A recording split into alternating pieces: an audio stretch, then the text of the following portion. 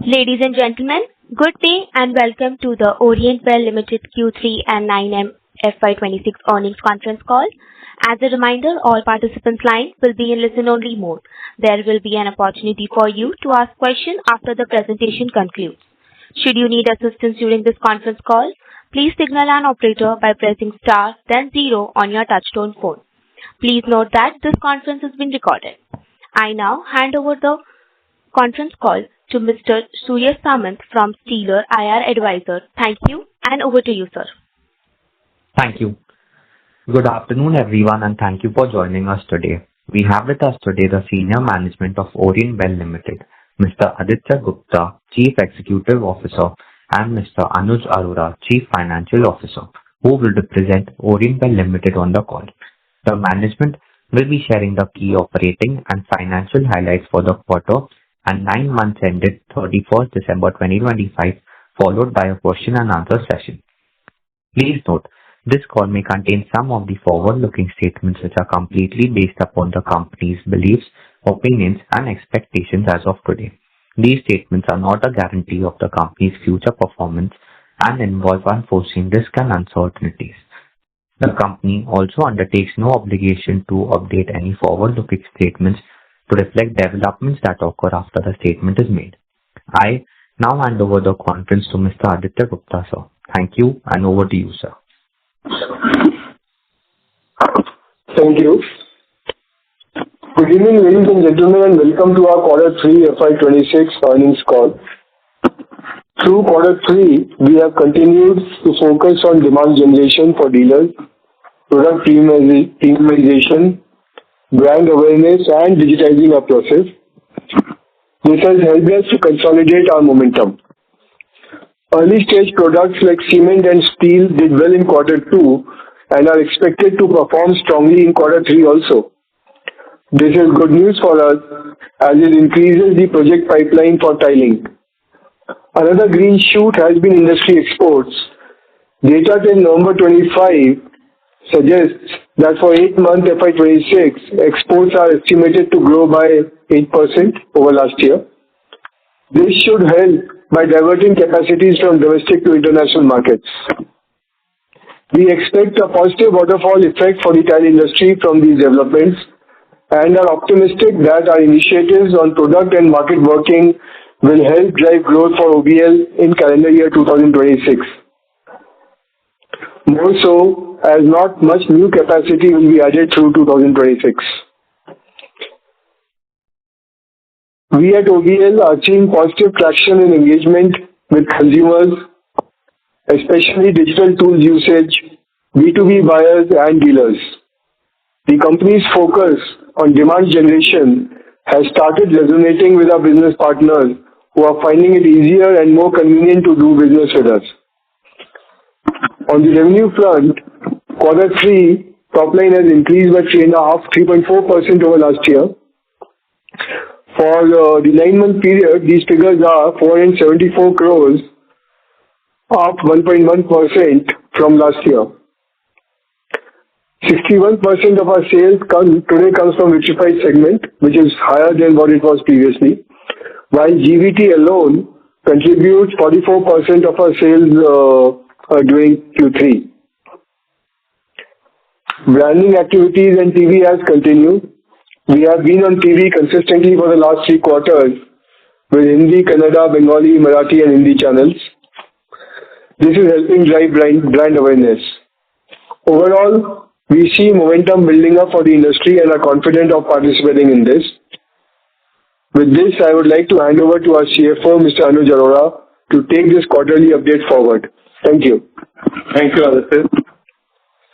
Industry growth has remained muted over the past few quarters. In this environment, the company adopted a deliberate and disciplined strategy focused on premiumization of products, strengthening core operations, optimizing cost, improving profitability, and preparing the platform for the next phase of growth.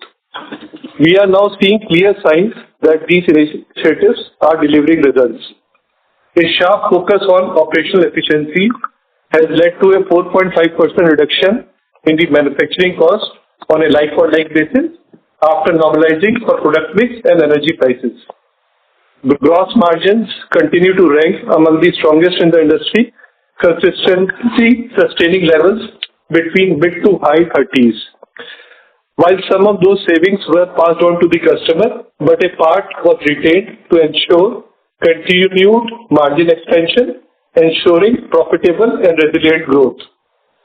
On a consolidated basis, Q3 FY26 EBITDA increased by a robust 35% year-on-year to 10.8 crores. Profit before tax rose to 4.7 crores compared to 1.4 crores in Q3 FY25.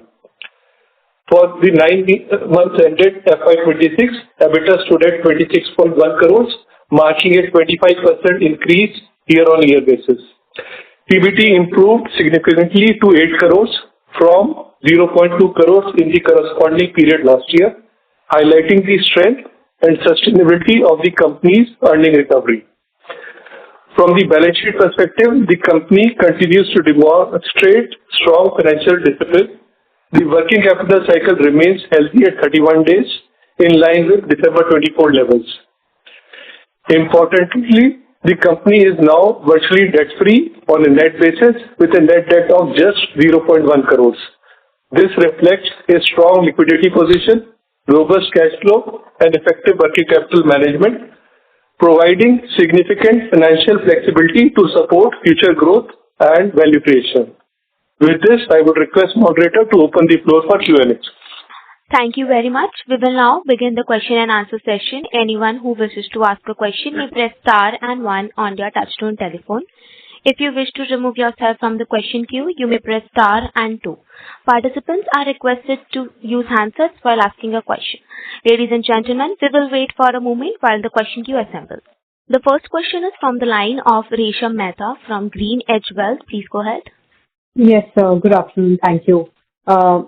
Just wanted your, thoughts and opinion on, the export market. So you did call out that, we are anticipating a 8% growth in the export market. However, if we see, China has been setting up its factories in Gulf and, Africa, which has been eating into our Indian exports. So, just wanted your comments there. So, the current data that from different analysts, different sources that I see is, yes, there is a recovery as compared to 25, though not at the 24 levels. Also, one more change which is anticipated from 1st of April is that there were some export benefits which Chinese government used to pass on to the exporters. Likely, some of those incentives effective 1st of April will not be there. So this should further help the Indian domestic market compete better with the Chinese player. So hopefully, still that complete clarity is not there, but if this works out, then probably this will be a further boost for Indian exports. And what do you think, will it take for, demand to kind of come back in the domestic Indian market? So what is, of course, if exports pick up, then, it is beneficial for players like us. Second, how is, the construction activity, etc.? How do you all see that picking up and, demand coming from there? So I think the domestic market, the first indication is how cement and steel have been performing. Now this Q2 was good, Q3 is also expected to be good, and these are the initial stages of construction, which basically implies that down the line, when the finishing stage comes, there will be a robust demand for tiles. So that is another factor which we feel will help drive momentum. And interest rates are down, they are flat for housing and all. So I think that should also spur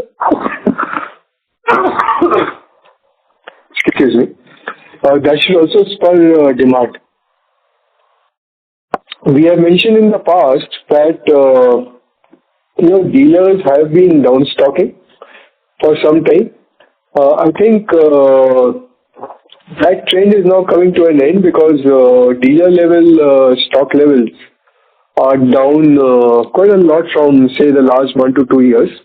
And I think this should also stop being a factor for the industry going forward.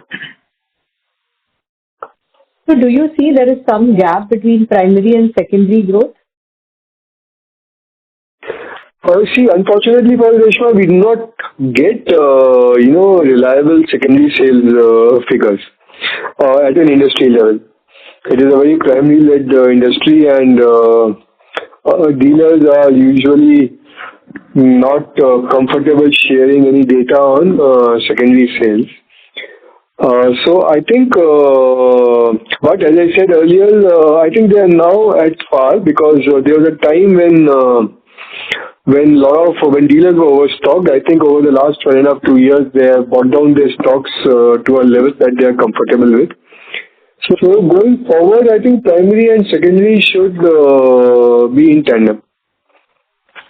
And just a last follow-up. So, you said cement and steel demand, are lead indicators. So typically, what is the time lag, that we see, for tile demand to come back in line with cement and steel? I think it would take, say 3-4 quarters for it to start playing up.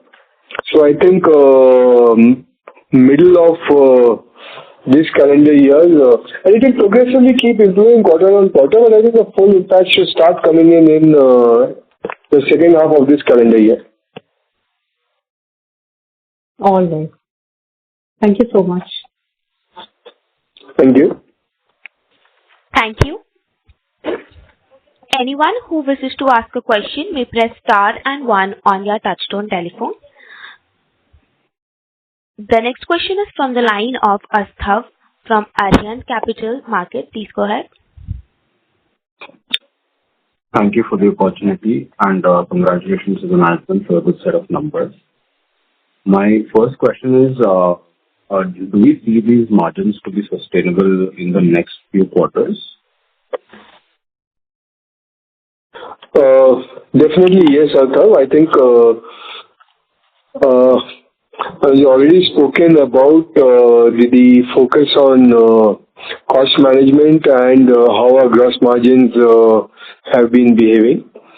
So as operating leverage improves, we expect to actually do better than what we have done in quarter 3. So we see margins to be better in Q4 than Q3? So generally, Q4 is better as compared to volumes. So automatically, operational leverage will come into play, and it will be better than Q3. Though we don't give future guidance, but historically, it has been the case. Q4 has always been better. So yes, if gas prices are stable, it will be better than Q3. Okay. Coming to gas prices, there's been news lately of 30% hikes in the US. Does this affect us directly or indirectly in any way? No, so gas prices are pretty much stable. I think on a weighted average basis compared to the last quarter, gas prices are up by 50 paisa only. So I don't know about this 30%. So there is no way there is a 30% increase. Okay, sir. And on this top line, is this volume-led or ASP-led for the most part? So it is all volume-led. So from the last quarter onwards, the growth has been volume-led only. Quarter 1 in terms of volume was flat. Quarter 2 continued the volume momentum, and quarter 3 is further up. Okay. Got it, sir.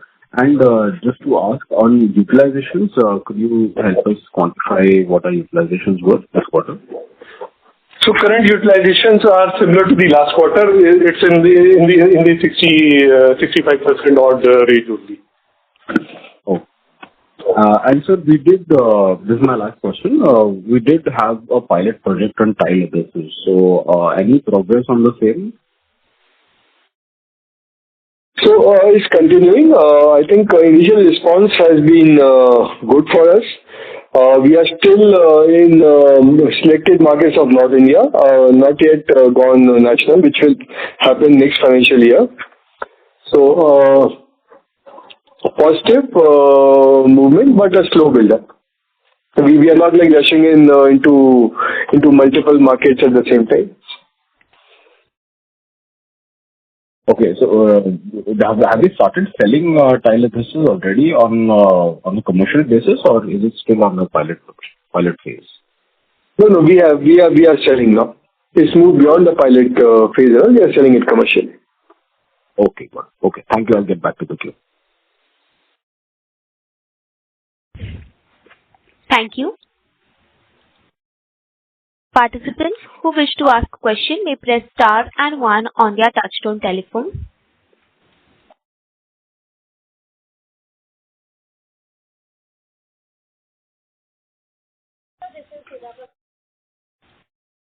The next question is from the line of Rohit from Samatva Investments. Please go ahead. Hello, sir. Thank you for the opportunity. So my first question is on your Orient Well, OBTBs. So if I look in FY22, we had around 285 OBTBs, if I'm not wrong. And 3 years, it's been 3 years, but we are still, just about 300. So I just wanted to know why has the growth not been that great for our OBTBs, because that was where we wanted to grow the fastest. So just your takeaways and what's been your learnings about the tile boutiques in the past 2 to 3 years, and where do you see it going in the next 2 to 3 years? So with OBTVs continue to be extremely central to our strategy. Even today, more than 40% of our sales is coming in from OBTVs. Actually 42% odd. Now your query about number of OBTVs 3 years back and now. So we have made a very conscious shift to start chasing quality versus quantity. Over the last 3 years, we have closed down a large number of OBTVs where we were not happy with the kind of display work or the customer service which they were giving. So you don't see the net number. So gross adds have been there in the last 3 years, but the net adds have not been that spectacular. Another thing which we have been doing is that for the last 1.5 years, we have been working more on our existing OBTVs, making them larger and totally upgrading and renovating them. So that is something which we will continue for the next 1 or 2 years. That existing OBTVs will be made bigger and will be renovated to better, showcase the product that we have today, rather than going all out for new OBTVs. Got it. Fair enough. So my second question would be, the volume growth that we have seen this quarter, geographically, from where has it come? Has it been from our core markets, or has it been more from, the new markets like South and West? So the core markets of North and East have continued to do well. We are doing very nicely in Western India also. Actually, that is leading in growth. And South also has, some geographies have started picking up for us nicely. Some states have started picking up nicely, but within South, there are some states which are not doing well, and there are some states which are doing very well. So overall, South is growing, but muted.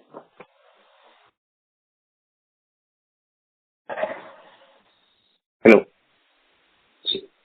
Does it answer your question? Among the new markets, West is doing well. North and East continue to do well.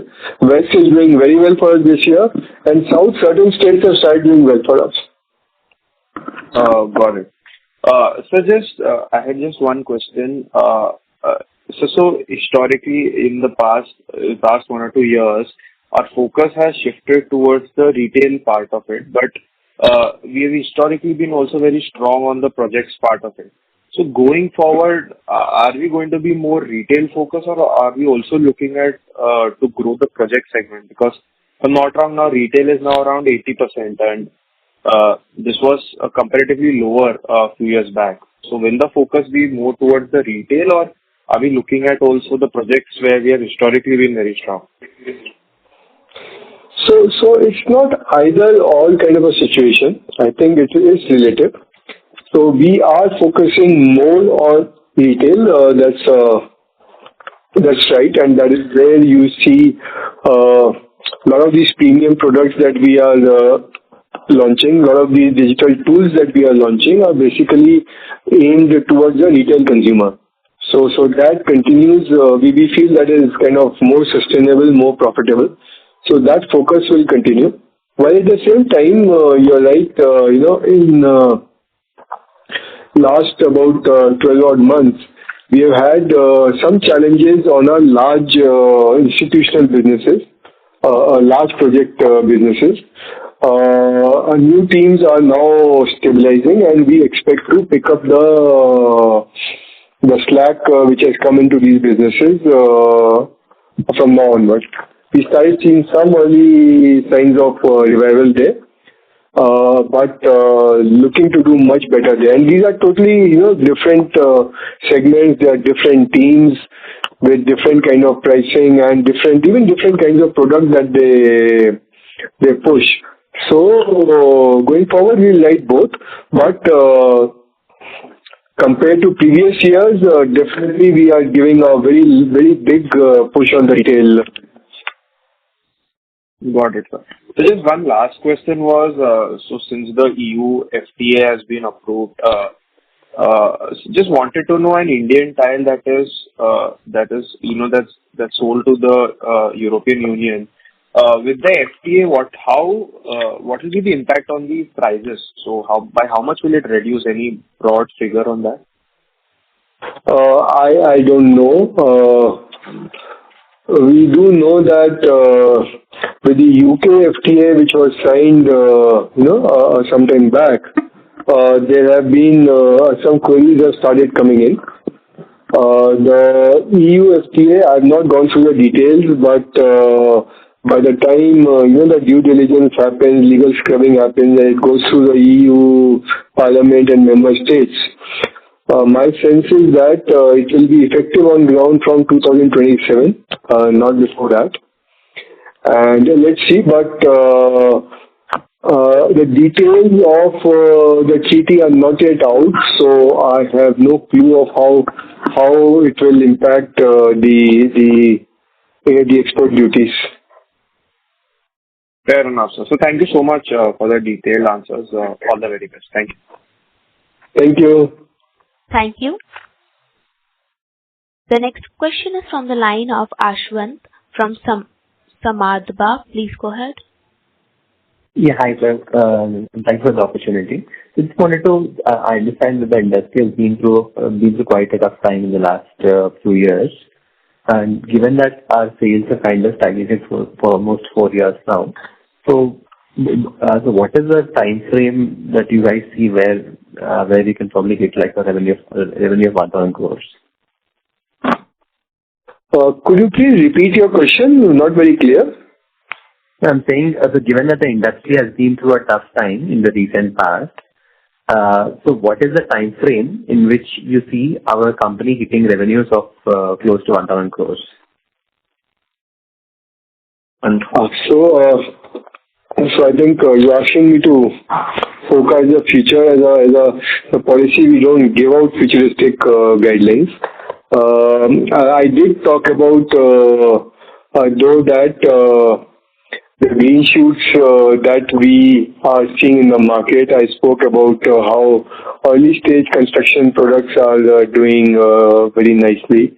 I spoke about how more projects are being launched, and they will get into the finishing stage over the next few quarters. And also I talked about exports started to grow at an industry level. So I think some of the headwinds that the industry has been facing for the last 2-3 years will definitely slow down, and this combined with our internal initiatives on demand generation, on product side, and on digitization will definitely help us grow much faster than what we have been doing in the past. There's a point taken, but just trying to understand. See, you may have like a vision or like some vision or some targets which you have, right? I mean, what you plan to reach, or maybe it's not revenues, at least the volume growth numbers.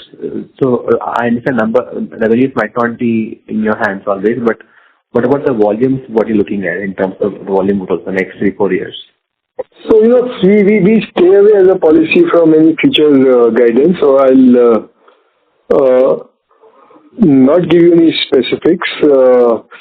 But I think overall, the industry seems to be coming out of a stage of a time period of slow growth, and this thing. Another thing which I spoke about briefly is that we don't see any major capacity addition mostly in 2026. There are hardly another 8-10 plants which we know of, which will come into play through 2026.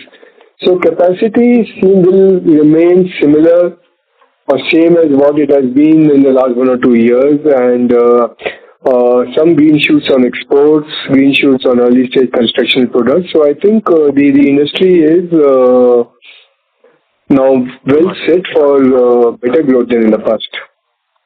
Got it. So in that case, in the next 2 years, where do you see yourself spending your cash flows? Say, is it on opening more boutiques will fetch you the best returns, or is it the marketing? Or again, I'm sure it's all of these, but I'm saying if you would prioritize, what are the top 2-3 focus areas where you'll be spending money in the next 2 years? So I think great. We will definitely be spending to add distribution, whether it is through OBTBs and or other distribution expansion activities. That is one area. Second area is marketing. Historically, we started our TV advertisement from about 2 years back, and all we are extremely late at it. And now, from this financial year, we are moving to a stage where we are investing and spending every month on TV. I think, but not across India. We don't have, for example, we don't have anything in Tamil Nadu, we don't have anything in Andhra Pradesh, Telangana and all. So we are going to spend much more aggressively on TV in FY27, and of course spend on adding up distribution and displays. Okay, got it. We have. I'll just mention another thing that might help you.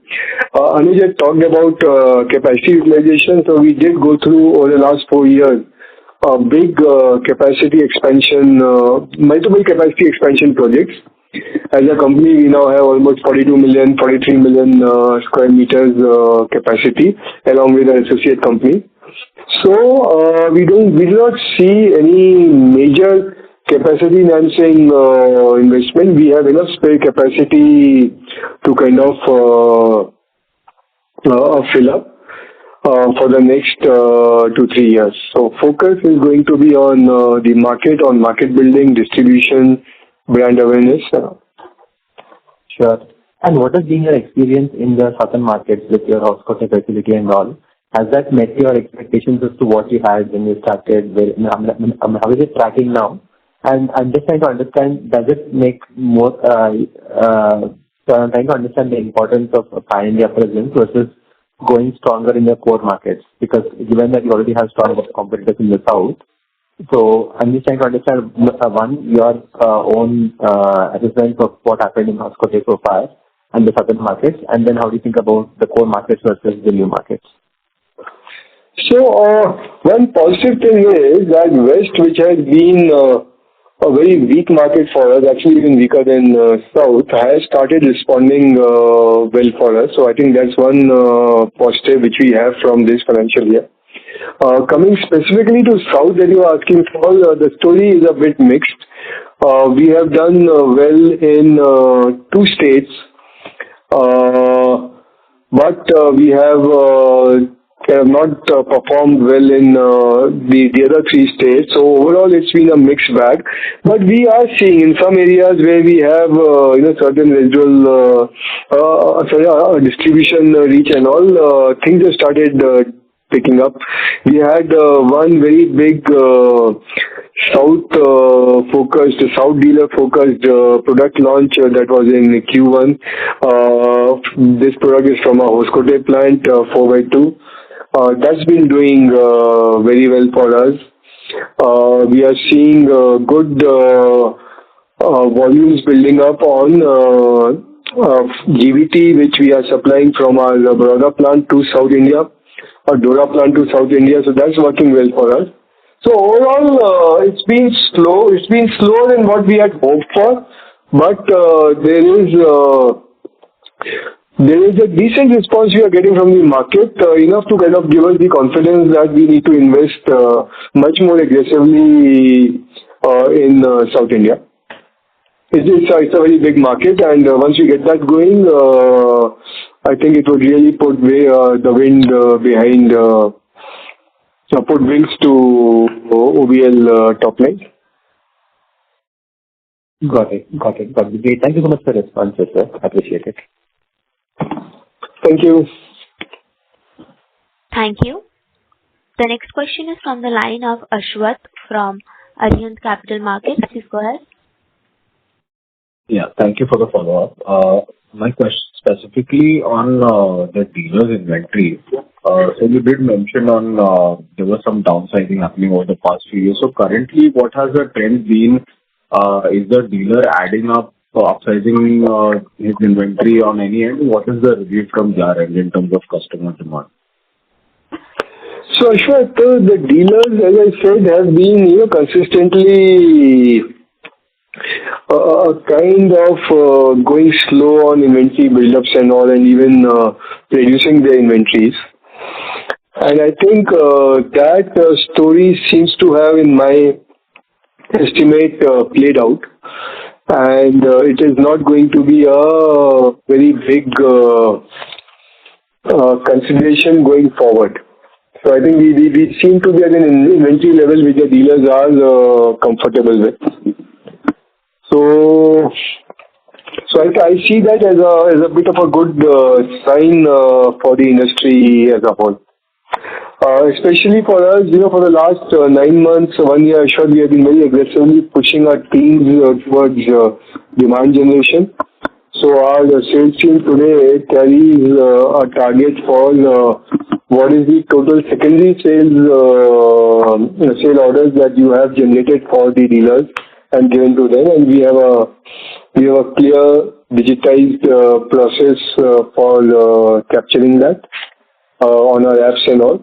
And that number has been steadily building up.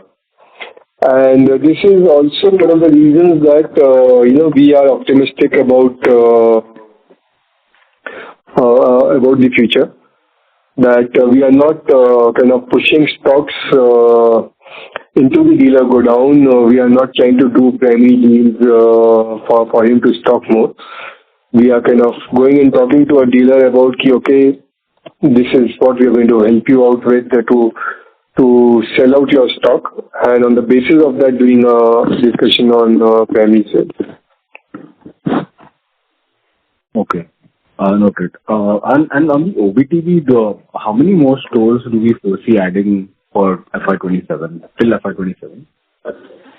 So Ashok, we have not done the FY27 AOP planning yet. I think this is something which we are just kickstarting, so I can't give you a figure. But as I said earlier, our first and primary priority is to kind of revamp our existing 300 plus OBTB, make them bigger wherever possible. Definitely change the branding and the display that we have, the whole planogram or display planogram in this. So that has been a bigger focus. Some new OBTBs will keep on coming up, but that will be priority number 2 for us. Okay. We have also just for information, while we have not talked about it in the past, but especially in the South market, that question had come up. One of the reasons that we have found it a bit slow in South market is that we were not getting display area.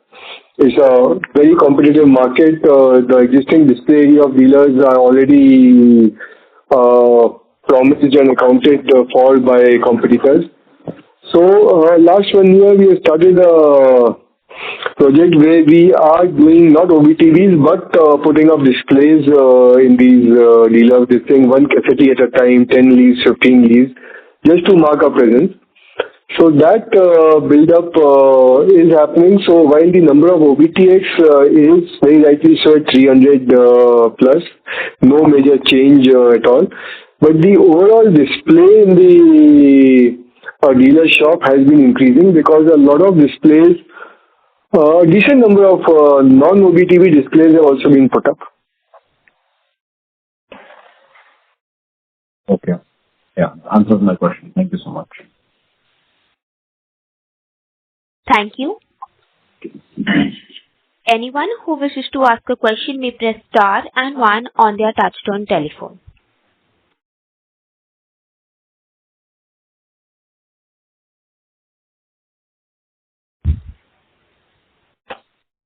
The next question is from the line of Ashwant from Samadba. Please go ahead. Yeah, hi. Thank you for the follow-up. I just wanted to understand, in the last 4 years, what has been the number of OBTVs which are closed down on a gross basis, number of closures? You have that offline. Hello? Okay, so you are basically asking me for... I don't have that number readily, but my sense is we would have closed down maybe 20-25 OBTVs every year, and OBTX every year. So you don't have that figure separately. I think you can, we will pass it on to you. You can just work it out. But I'll give you don't hold me to it, but I'll give you a sense that we would have closed about 20 odd every year. Okay, got it. And for each one that we open, what is the amount of money we put in from our end, and not what the franchisees contribute, but what we have to put in from our end? What is that amount? So we have 3 or 4 different models, and it very much depends on the town and the size of the OBTX coming in and all. So we definitely the branding is always ours.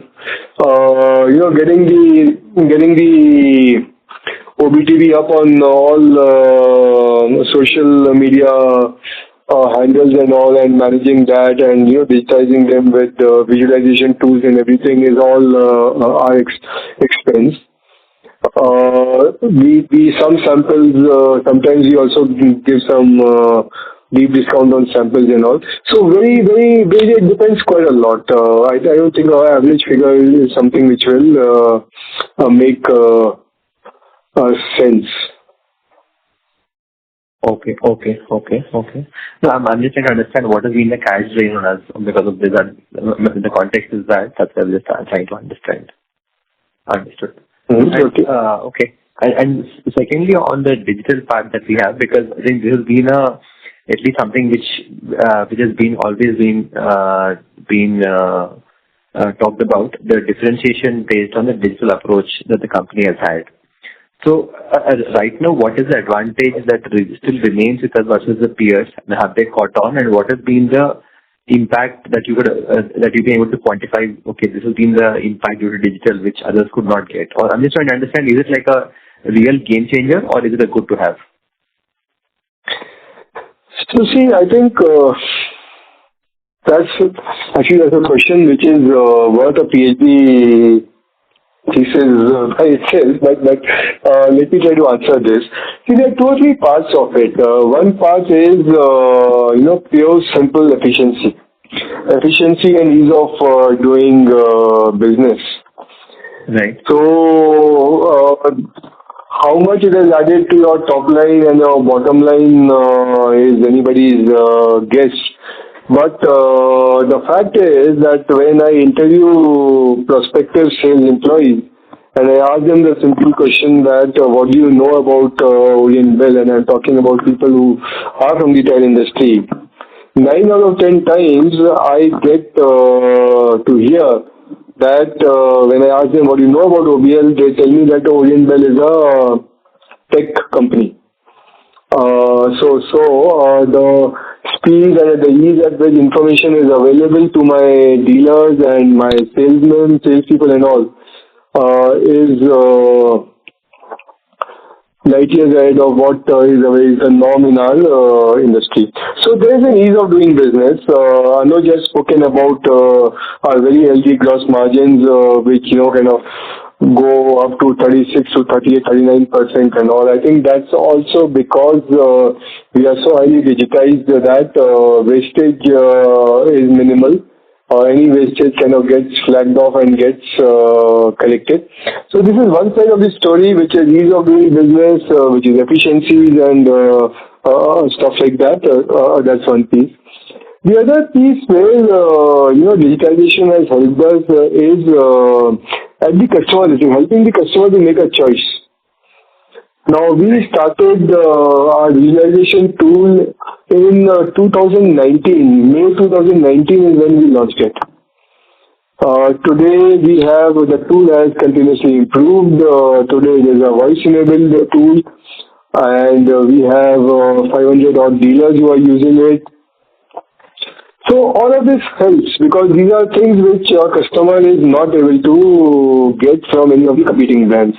Today you walk into my OBTX, one of these 500 shops, which many of them are not even OBTX, and you can walk out with actually a design of your space, living room, bedroom, kitchen, whatever, on a WhatsApp instantaneously, which is something which is not available with, which helps you as a consumer to make a choice, and something not available with any of your competitors. So I think this is catching up. The world is digital. Our consumers are totally digital. Let's not forget that. It's not that the consumer is digital when he buys product A and is kind of old-fashioned 19th century consumer when he buys product B. So I think this will keep catching on. The trade is a bit of a laggard on adapting on this, but they also now slowly and surely catching up. So we see a big differentiator for us from this whole digital approach, from the consumer acceptance and brand side also, not just the first part, which is efficiency and ease of doing business. Got it. This is helpful actually. And my final question, so in terms of the closures of the OBTD, so right now, so for this year, what are you projecting? Is it the same at the same run rate, or is it reducing, increasing? So how do you see that in terms of OBTD? No, because see, we have not added so many new OBTVs and all. We have been much more careful and cautious in adding new OBTVs now, because longevity of the OBTV is now of prime concern to us. So I think as we get better on this, the need to axe older OBTVs should reduce. But as I said, these are all, this is something which we are yet to do our planning for FY27 in detail. And some of these questions will definitely come up for discussion at that time. Got it. All right. Thank you so much. Appreciate it. Thank you. The next question is from the line of Karan from Asian Market Securities. Please go ahead. Hi. Am I audible? Yes, sir, you're audible. Yes, Karan, please go on. Yes. Hi. So just wanted to understand the pricing environment in Morbi. When was the last price hike, and do we anticipate any pricing actions in the near future? So Karan, there is a lot of price action, but not in the price increase direction. It's in the other direction. And so I think Morbi pricing has been going down as always. I think that's really been long. And for us also to share, our own manufacturing ASPs have been maintained. But our Morbi ASPs have actually declined. Now, don't ask me how much, but they have declined because our purchase price from Morbi has also declined. So that benefit has kind of gone to the dealer. Right. Sir, also wanted to understand, sir, our share of GVT over the last 5 years has increased from 13% to as high as 44% now. But the resultant impact on gross margin has been just 1.5 to 2%. So how do we see the GVT portion now increasing over the next 3 to 5 years and the benefit on the gross margins? So, Karan, at 44%, I think we would be at par with the industry leaders, or very close to it. So this was clearly over the last 5 years back, 6 years back. This was clearly an area where we were not even playing. That more or less seems to have been corrected now. Now, within GVT, your question was that with increasing margin on GVT, why is it that our margins have not responded that well? Right. So let me try to answer that. See, within GVT now our focus, there is our part of GVT. The entry-level GVT product is now facing a lot of price competition. So we are moving into the higher end of GVT products, more surface finishes and all. All our new launches are aimed at that particular segment. Within GVT, higher grossing, higher ASP product. So that should help. And another reason is that, historically, for us, our manufacturing capacities, if you were to see, 5-6 years back, we hardly had any GVT manufacturing capacities in our own manufacturing, not the trading part. Now, that has increased dramatically over the last 5 years, all coming in mostly through internal cash accruals and all. But what has also happened is that our ceramics went down and we had, a lot of dependence, own manufacturing was dependent on ceramics. So as ceramic market went down, some of those products have gone out of the market, and so you see a bit of a netting of impact between lower end ceramics and higher end GVT. That has resulted in revenues not growing as fast or margins not growing as fast. Noted. And sir, one last question, if I may. I wanted to understand the slabs market in detail. How many players are there in the market? How is the competitive intensity, and how do we plan to get into the larger slabs, which is slightly better ASP and margin accretive? Yeah. So, I think slabs market is there are about 28 odd manufacturers of slabs in Morbi I'm talking of. Outside Morbi, there are just, I would say, only 2 companies which have got plants outside of Morbi doing slabs. But we have 28 odd vendors in Morbi doing slabs. A few of them, I think 3-4 of them are under shutdown. We expect another 6 or 7 new plants to come in calendar year 26 on slabs. So you can safely say that we'll have about 25 to 30 manufacturers of slabs in Morbi, different sizes and all. The margins are not as great as what they were 1.5 years back. If anything,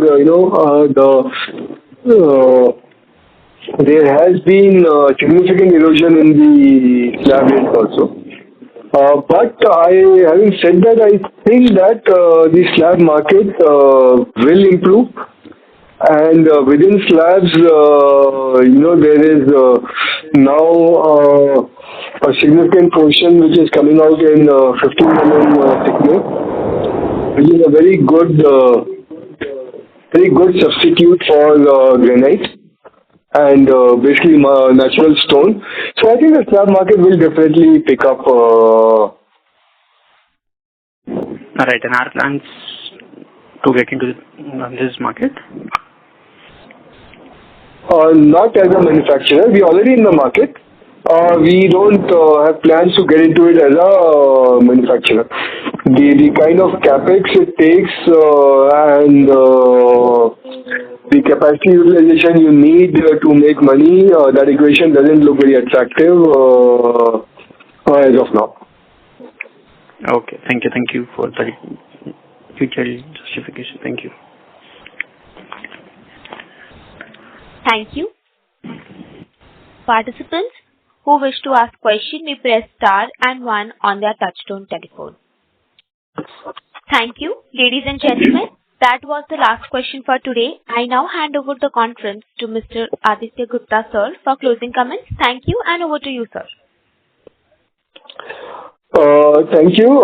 Thanks for your patience. Thanks for being part of this call. And look forward to seeing you in May with our full year earnings call. Thanks a lot. Bye. Thank you. On behalf of Orient Well Limited, that concludes this conference. Thank you for joining us, and you may now disconnect your line.